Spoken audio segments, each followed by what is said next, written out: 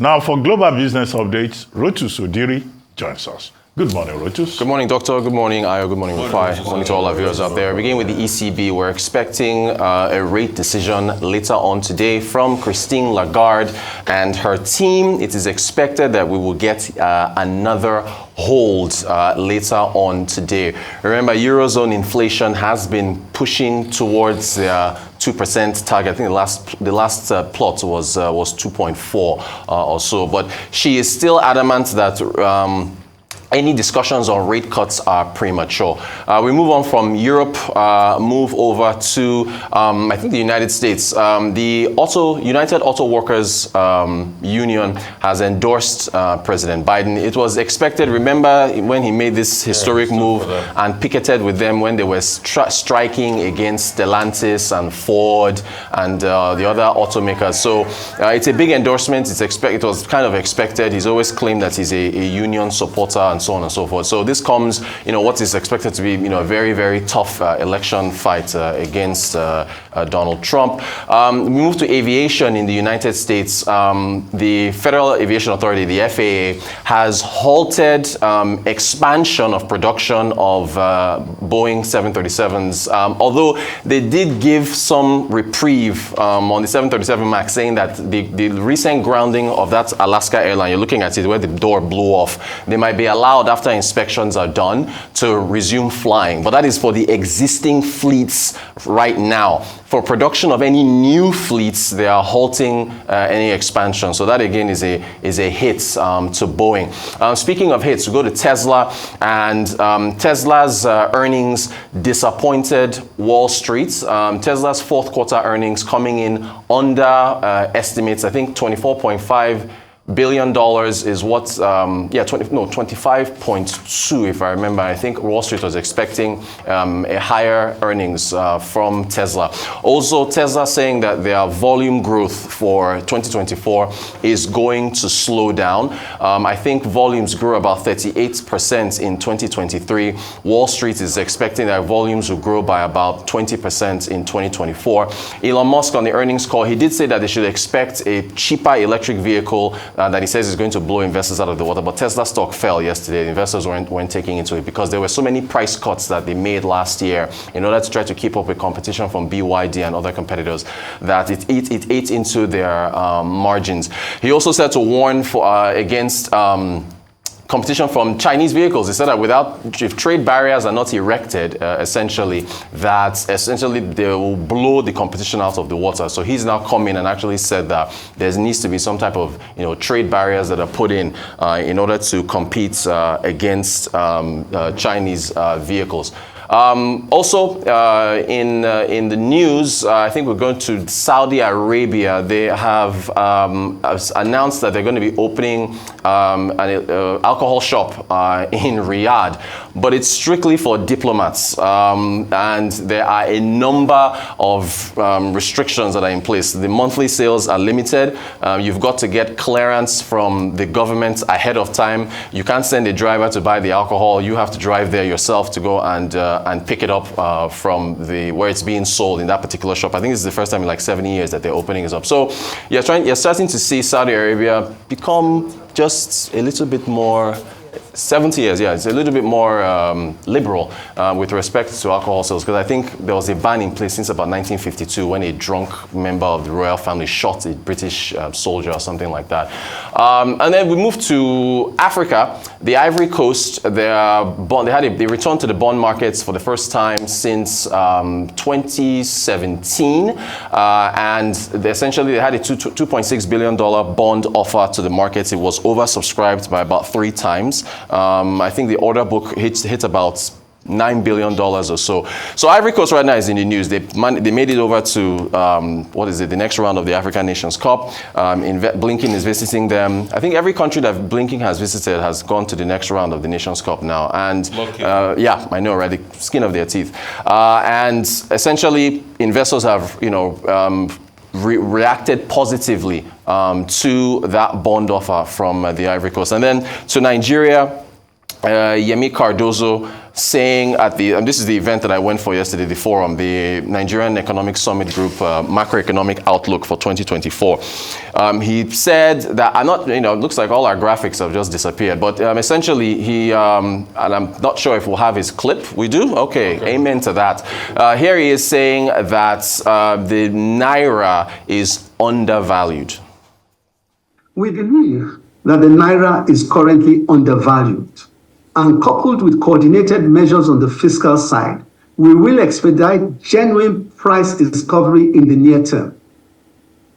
This coordinated approach will contribute to a more balanced and stable exchange rate. All right. Now, at that same forum, Dr. Christian Ebeke, who is the IMF representative for Nigeria. By the way, he's from Cameroon, and we're facing Cameroon in the next round. He says it's a tricky time to try to forecast the value of the naira. Here's what he said. I'm not sure when I'm sitting here that, the parallel rate is definitely, the ultimate rate. At some point, we may think about a fair naira rate that is probably in between what we see now and what we see in this parallel rate. But it's very difficult while you're still in the transition phase to talk about what is a fair value and what we're seeing, right? Transparency is important in a nascent market. Transparency is key when, the central bank is embarking on inflation targeting.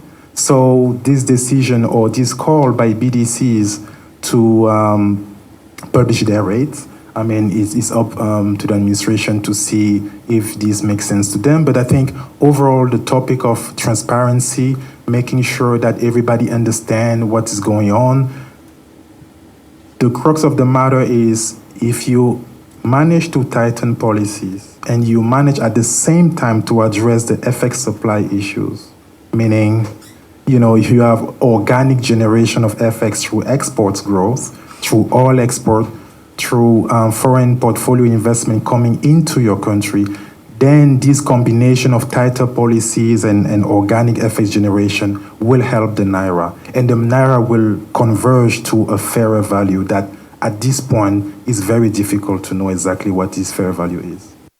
All right, finally, Cardoso also said that and this is very interesting, that he expects fuel prices to moderate over a period of time once refineries from the government and private sector, i.e. Dangote, come on stream. It is crucial to emphasize that the NESG has become one of the most pivotal platforms for public-private dialogue in our country.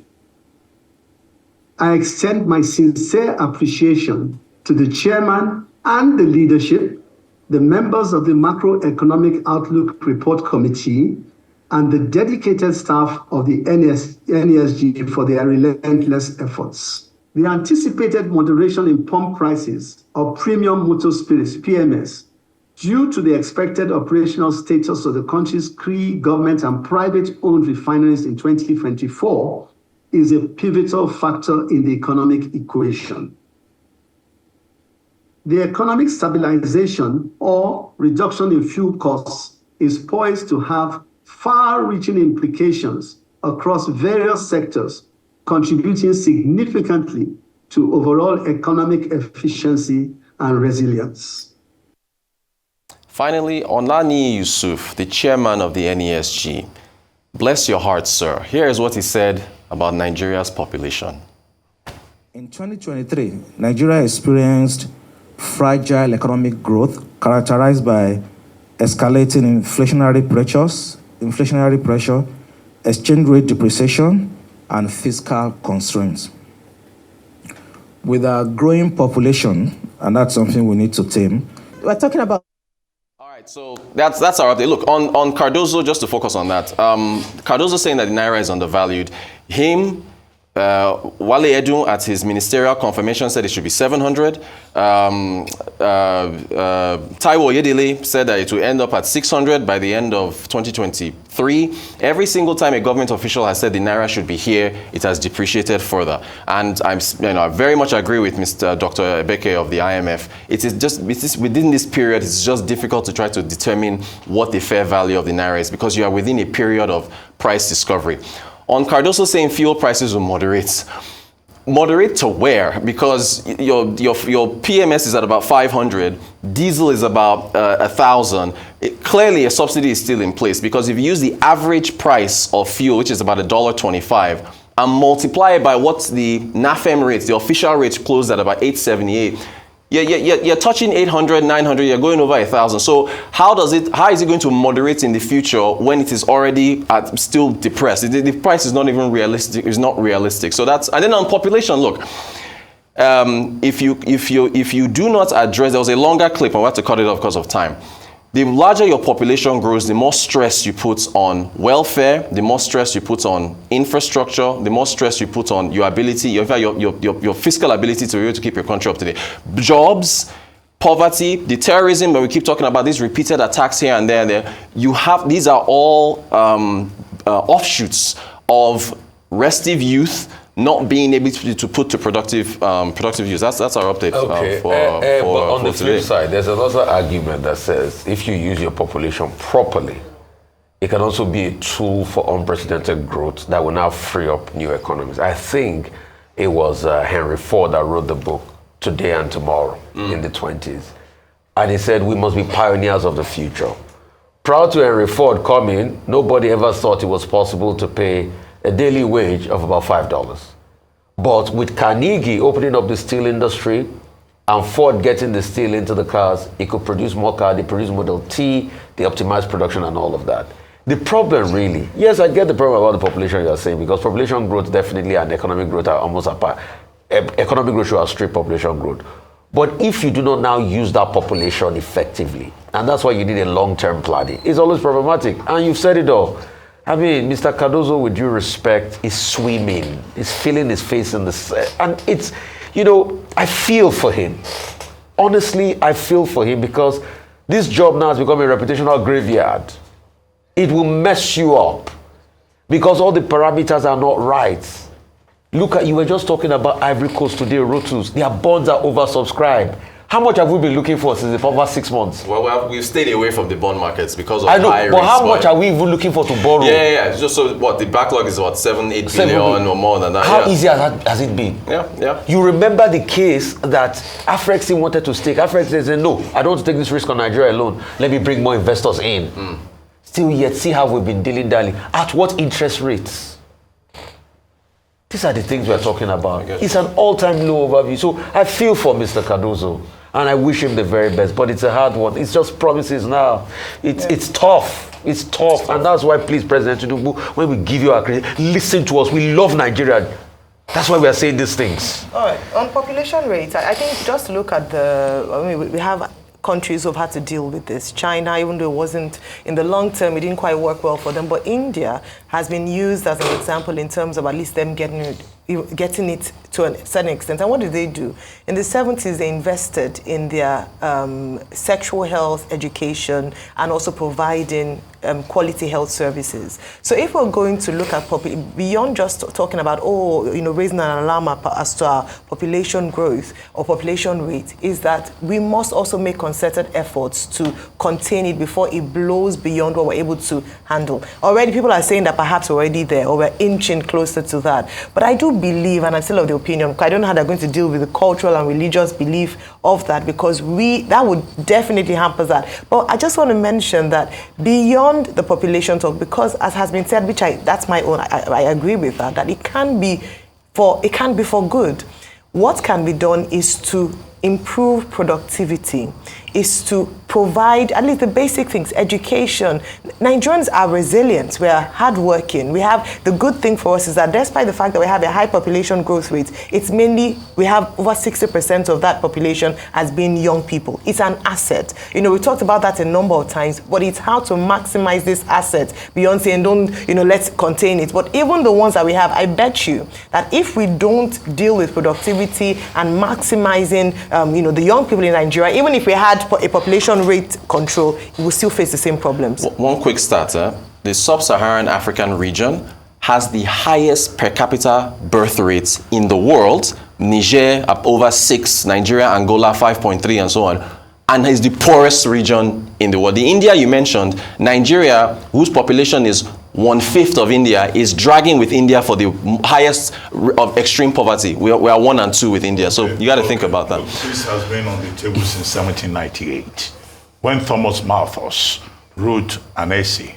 on population, famous essay, in which he's saying exactly the same thing that NESG Yusuf is saying. So there's nothing original about it. But we should address it, right? And it's called the Malthusian catastrophe. And his argument is that if population grows and food production grows, more population will grow, but at the end of the day, poor will suffer because they will face poverty, they will face famine, they will face disease. That's his classical position as regards population. But that has also been argued from the Malthusian theory, has been questioned from other perspectives, that in fact, population can also be an advantage. As China is learning, China has a one-child policy. They've had to reverse it. In Japan, they are encouraging people to marry and procreate. But even the women say, no, we don't want husbands. The men say, oh, no, we are okay with our jobs. In India, it is being projected that population growth in India is going to place India ahead of China, you know, in a matter of years. And that India, being a productive country, is going to gain a lot from that. In other words, I'm saying there are two sides to it. So arguing for population control is a double-edged sword. However, in Nigeria, let us even leave the theory or the principle. You know, population control will not work here. Jonathan, as I pointed out earlier on, for religious reasons, for cultural reasons, you know, it's not going to work because people will say you are trying to attack their way of life. Number 3, I hope in alignment with NESG Yusuf and the population control people, I hope you are not making the case from the Chronic Bachelors Association of Nigeria that is headquartered in Arise News. I hope that's not a backdoor way of pushing your argument. As for Cardoso, we've already made the point before he joined us that what he was saying yesterday was speculative, you know, just based on assumptions and beliefs. When economists speak in other parts of the world, when they make projections, they base their projections on concrete data. Nigeria is the only country where people just sit down and they are just talking because it is convenient to talk. But I guess I can see what he was trying to do yesterday, to build confidence. Right, exactly. But even when you are building confidence, that confidence you are building, you know, must be anchored on concrete data. Earlier on, I had, you know, pointed out what other experts on the subject have said that do not validate some of those things he was saying yesterday. Today, the state of the economy in the US will be a big issue because they are going to release GDP growth data.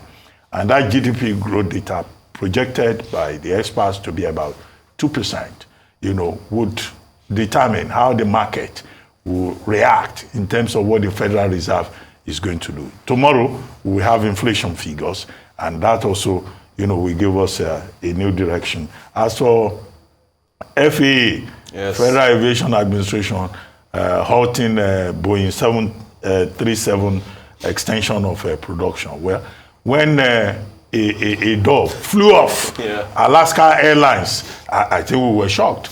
And the explanation that they have been given is really scandalous, that some boats were not properly, you know, put in place. Safety being the most important thing in aviation.